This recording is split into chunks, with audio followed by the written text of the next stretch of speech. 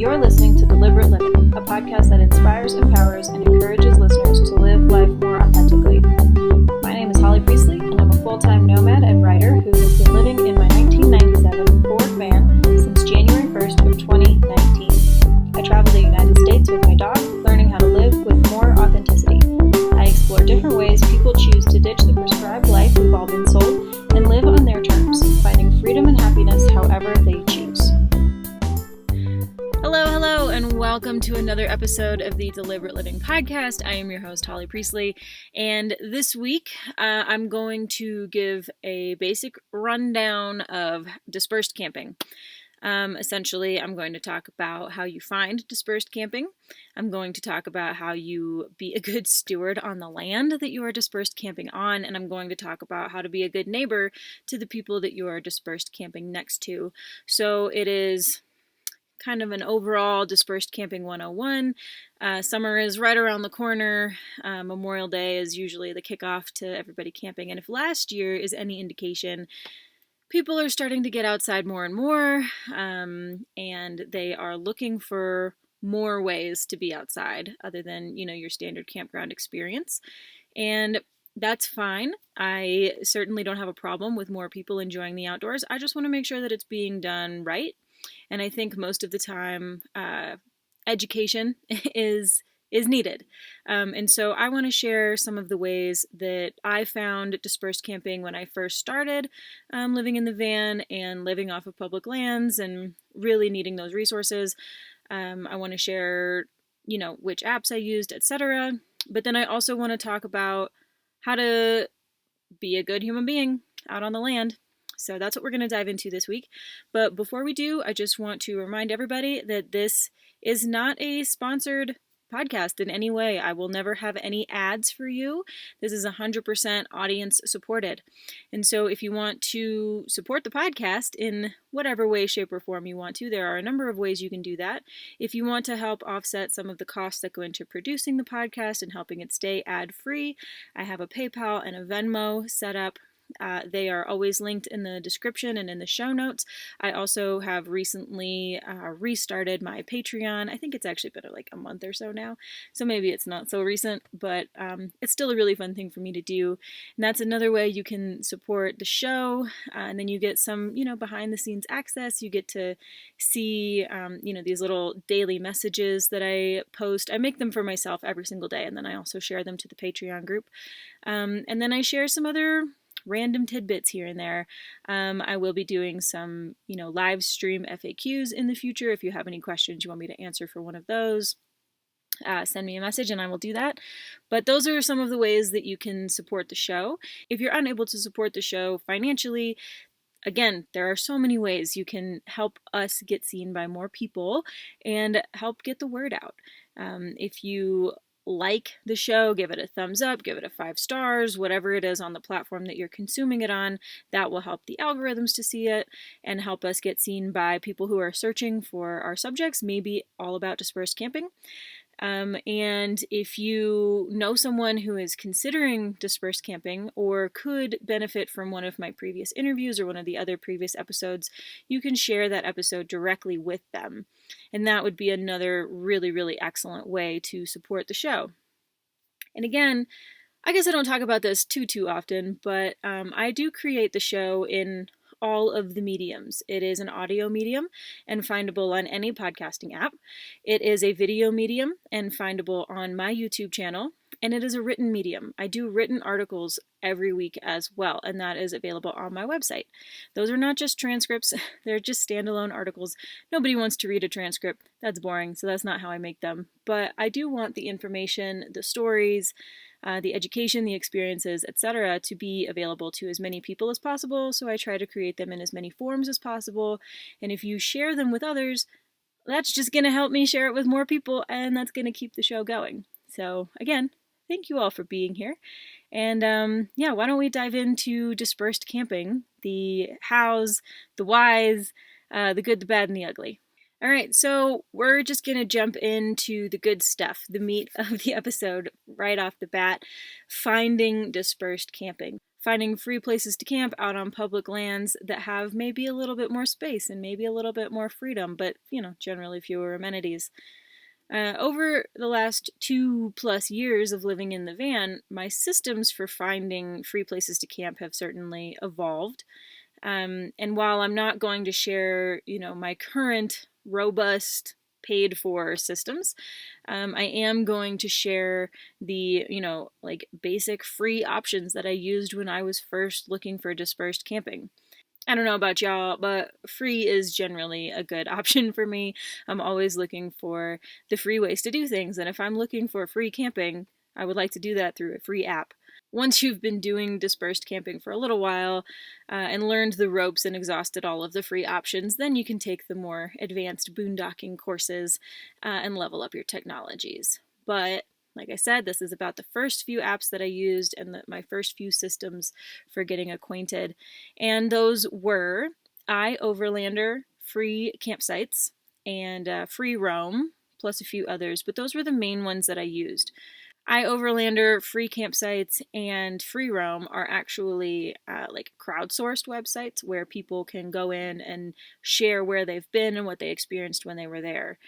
And so that means that other human beings have actually gone to these spots and deemed them worthy of putting on the app or the website. So it's not just like some random ass place that you found online, but other people have actually been there. And so, that said, occasionally the information about the spots can be a little bit outdated. They might not be open to free camping anymore, etc., etc. So being crowdsourced certainly has advantages and disadvantages. When I'm looking for a site on one of these apps, I'm generally looking for, the proximity to where I want to go or what I want to do, what amenities, if any, the site comes with. And usually these apps or the comments themselves will say, like, this had great solar or great shade or good service or a pit toilet or water nearby or something like that. They will tell you what is available there and what the site was actually like. Oftentimes they also include photos of the site in general so that you can get an idea of what you're driving into, which can be really useful. So I look at all of those things, and then I also look at the recency of like the visitors themselves. And so, of course, not everyone who stops by a site will update the app or the website with a comment, but some of them do. And so, if I'm looking at a site on iOverlander, Free Campsites, or Free Roam, and the last comment about it was from 2016 or something, like, I generally have my reservations about whether it's still a viable option. But if the last comment was from like February or just a few months ago, I'm more willing to like trust its validity. And so a really important thing when it comes to finding dispersed campsites, especially using these apps, is to have backups in mind and have backups for your backups. The site that you want, the site that you're looking for on your app, may not be open to overnight camping anymore. Or, it could be taken by another camper already. There might be somebody there and you can't park there. Or you might get there and then determine upon arrival that you actually don't want to camp there at all. It's not going to be a good spot to fit your needs. So there are a lot of reasons a campsite might not work for you. And it's a really good idea to have backups already in mind, maybe even already plugged into your GPS. Because having backups can really help like alleviate the stress that comes with, a change in plans. And it can help you navigate if they're already in your GPS, if you're out of service by the time you get to this site. And knowing other options that are nearby and how to find them ahead of time can help you like keep your sanity and know where you need to go next. So again, I will link to iOverlander, Free Campsites, and Free Roam in the description and in the show notes. This is not sponsored by any of them. These are just the apps that I used. They're free for you to use, and they could be a really good place to just kind of get started with finding free places to camp on public lands near you or on a road trip that you want to take this summer. So the second thing I really want to dive into with this episode all about dispersed camping is how to be a good steward of the land. And I really wish this section didn't have to be said, but based on my experience and the experiences of my boondocking friends, it really, really needs to be said. So being a good steward of the land has a lot of different components to it. The first one being that you pick up after yourself, and maybe you pick up also after your neighbors and your predecessors. It means, that you don't light fires that shouldn't be there. You don't break branches. You don't pick flowers. You don't carve your initials into trees. You don't dump your gray water. You don't leave bullet casings. You don't drive over crypto soil or other delicate landscapes. If we can't take care of our public lands, we won't be able to keep using them. The land won't be there anymore and won't be usable, and the powers that be will shut them down and won't let people like us use them at all if we can't take care of it. When people leave trash behind at a campsite, not only is it really ugly and disappointing to the next person, it's really harmful to the environment. Even if it seems like a small thing, it's really quite harmful to the environment. Animals will get in the trash, they will eat the trash, they will spread the trash further and further around the wilderness. They will ingest the plastics and the styrofoams and the papers and the chemicals and the waxes and the stickers and, all kinds of things they're not supposed to eat. This will make them sick and it might even kill them. Animals that are used to eating trash lose their fear of humans. And while this might be cute for a little chipmunk to come up to your hand and take a peanut out of it, it's not cute for a bear. And animals die when they lose their fear of humans. They either get killed by the humans themselves, they get killed by dogs, they get killed by cars, they get killed by all kinds of stuff when they get too close because they're looking for food and they're not afraid of the humans and the other creatures that leave them behind. Trash in the woods or the desert really harms the environment. It won't biodegrade, it'll leave a lasting impact on the foliage and the soils, it'll get in the water systems, and it'll kill fish and birds and beavers and otters and all other water-loving critters, which is all critters. And I've rolled up to more than a few campsites and found fire pits loaded with trash, which I always find very peculiar, but it's so common. And a fire pit is not a trash can. Don't burn plastics. Don't burn anything that isn't organic matter. Don't burn beer cans or bottles or disposable spoons or any of that shit. One time I even found an entire car manual that was half burned, and so the pages were just blowing in the breeze and making more mess. And that's not safe, and it's not safe to leave fires like that. It's not safe to leave trash like that. And combining the two is just so bizarre to me, but it happens a lot. So don't leave any trash behind, and if you can, pick up a bag or 2 or 3 of other people's trash when you find it. That is the right thing to do. And being a good steward of the land also means that when it comes to bathroom time, you have to have a plan. Different environments will require different plans, so do your research. Drier landscapes can't handle being used as a bathroom like wetter landscapes can, and none of them should be used without digging a hole. Do not be a surface shitter. Do not be a surface shitter. Do not take a poop on top of the ground and leave it there. Do not take a poop on top of the ground and put a rock on top of it. Do not take a poop on top of the ground. Anywhere. Don't do it. Dig a hole at least 6 inches deep, poop in that, fill it back in, cover it up really well, and in most cases, it is best not to bury your toilet paper. I know it's really gross at first, but you will get used to it, I promise. Packing your toilet paper matters. There is no toilet paper fairy, and it seems like a lot of people have this belief that toilet paper is like cotton candy, and if it gets wet, it'll just melt and disappear entirely, and it doesn't do that. It does melt and form to the shape of whatever's underneath it, but it doesn't disappear at all, and it just gets even harder to clean up and more ugly and more damaging to the environment. So please pack out your toilet paper. It's gross at first, but I swear you'll get used to it, and you will be doing a huge favor to the environment and the people who come after you. Before you go camping, have a plan for dealing with your shit and your urine. Urine is an interesting thing too. I've seen a lot of people have pee jugs, pee bottles, pee containers, and then they dump them on plants as if, you're watering the plants. And that's not exactly how it works. The chemical makeup of urine is not like the chemical makeup of water. And so it won't help the plants. And in most cases, it will actually harm the plants, especially in the desert where water is not like as readily available. So many people think like, oh, I'm just going to go water this cactus with my urine, but don't do that. It's hurting the cactus. It's hurting the trees. Don't do it. Dump your urine bottles on like sandy or rocky ground where there aren't a lot of plants. Make sure it's really, really far away from water. Yeah, just urine does not help plants. That's not how you do that. So the first rule of dispersed camping is to be a good steward of the land because you want to keep using it, because you have some semblance of respect for the animals and the trees and the cacti and the rivers that live there, and because the person who comes after you wants to enjoy the land too and not clean up after somebody else. So after being a good steward of the land, we have to be good neighbors to the people we're camped by. Sometimes when you roll up to a dispersed camping spot, you're the only one around for miles and miles and miles, and you know this because you've driven for miles and you haven't seen anybody. And sometimes when you roll up to a dispersed spot, you have neighbors on all sides of you. And so you need to be aware of those things. But what I'm going to talk about next, about being a good neighbor, really pertains more to the latter situation where you know you're not the only person out there. Rule number 1 of being a good neighbor is to give people space.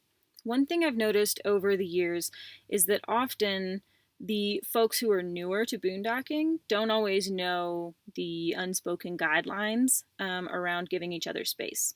In regular campgrounds, you have a designated site, usually fairly close to your neighbors, sometimes so close that you can even like touch each other if you walk between them. Sometimes you can't even walk between rigs because they're so close together.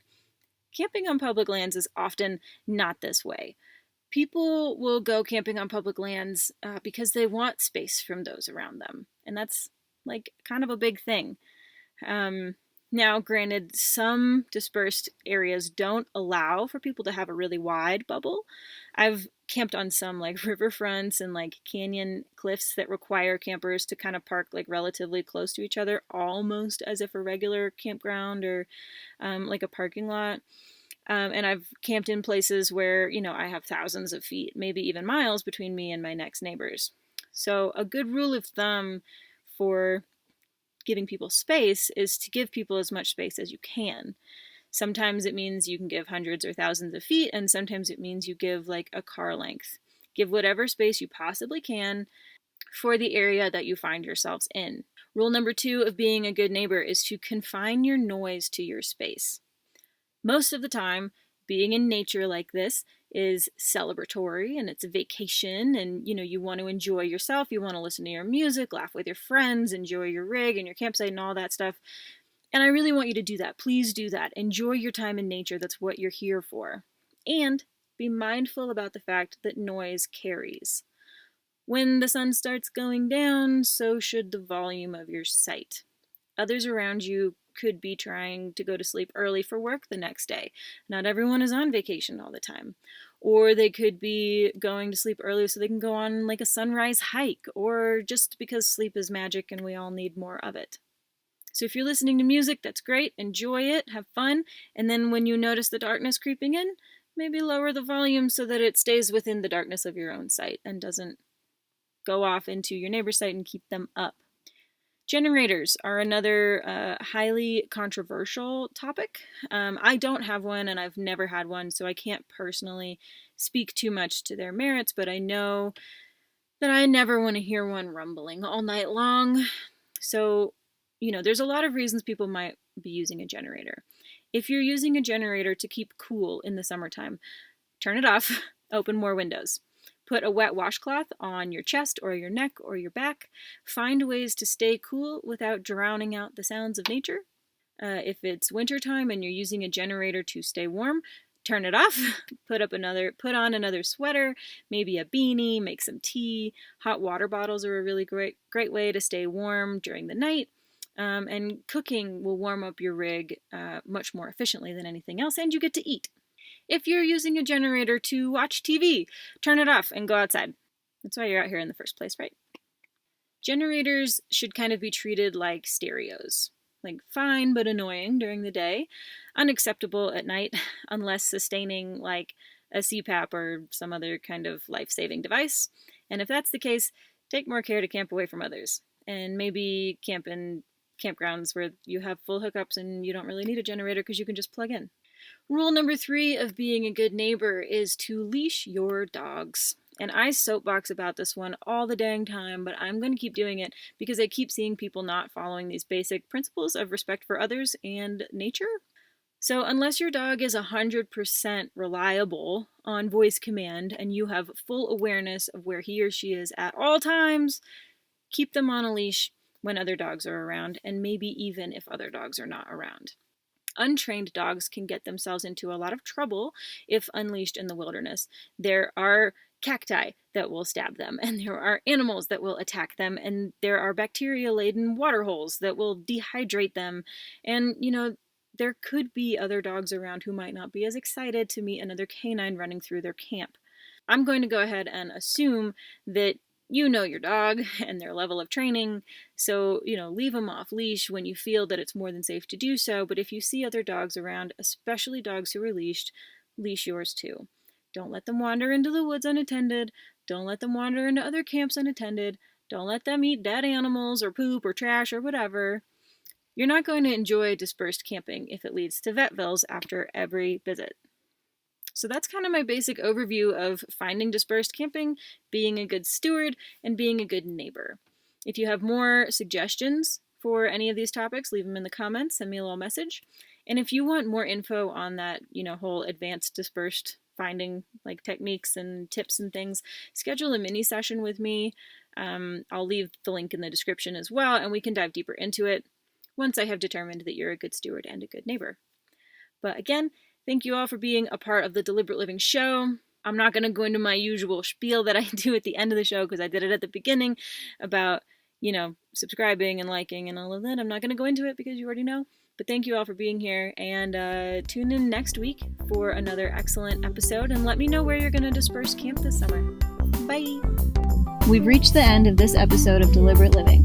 You can find the show notes and everything we referenced over on my website, and be sure to subscribe wherever you listen to podcasts on YouTube, or sign up for email updates every time something new is published. I'll see you next time on Deliberate Living, and until then, keep your life on the DL too.